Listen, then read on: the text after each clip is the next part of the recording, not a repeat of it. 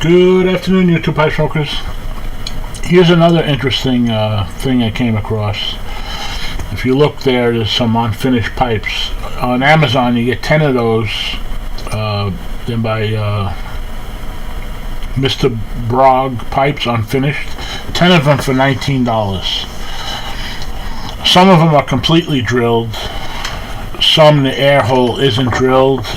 You have to finish. No stems, but I have some stems floating around. So it's a good way to get into pipe making because some of the work is done for you. And this is, most of them seem to be pear wood. Like this one looks like I should be able to fit a 9mm filter in this one. So it's something I'm going to plan on doing when I get a chance, which I don't know when that's going to be. But I thought it was a cool way of getting into pipe making.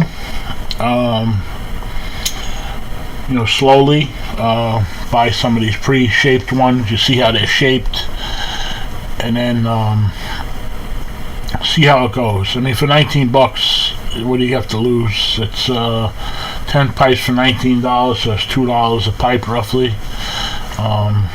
It's something to play with. It's interesting if nothing else. And some of them are pretty interesting shapes. I like the bigger ones. There's some really tiny ones here, but this one, you could probably put a 6mm filter in them. But kind of nice. And it's interesting to play with. It's more of a pipe hobby type of thing. And then if you go on Vermont Freehand, he has a grab bag, he calls it, of pipe stems, which here's some of those. And some of these stems are useless, but a lot of them are nice stems that are drilled. Some are not drilled completely, some are not finished completely, but you get a nice assortment. He has them labeled. Some are bent, pretty reasonable. So you can make yourself probably a nice pipe for about $5, and it's something you made. And if nothing else, it's a conversation piece. And I'm just trying to see if any of them fit off the bat, and they don't. But and they're kind of reasonable. Like this, there's not much you can do with this one.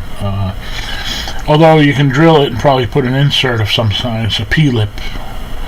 But the P-lip is not drilled completely, so you have to drill it out. But another interesting part of the hobby, if you want to get into some pipe making, which I'm an amateur. I could use a lathe and a milling machine, but I'm not a machinist by any stretch of the imagination. I do what I do, but it's not like I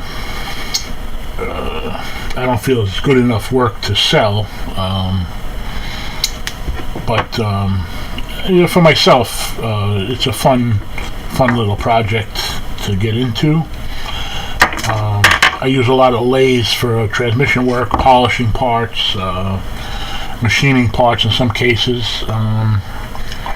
So that's why I have the lathes on hand. But anyway, just another.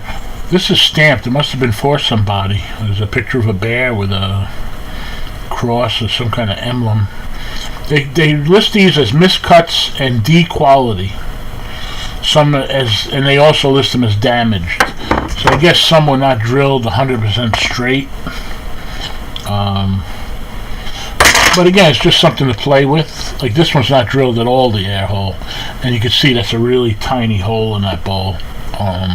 But that could be made bigger. This was partially shaped, so it's kind of interesting. Another facet of the hobby, I suppose. And actually, years ago, which I came across, I have.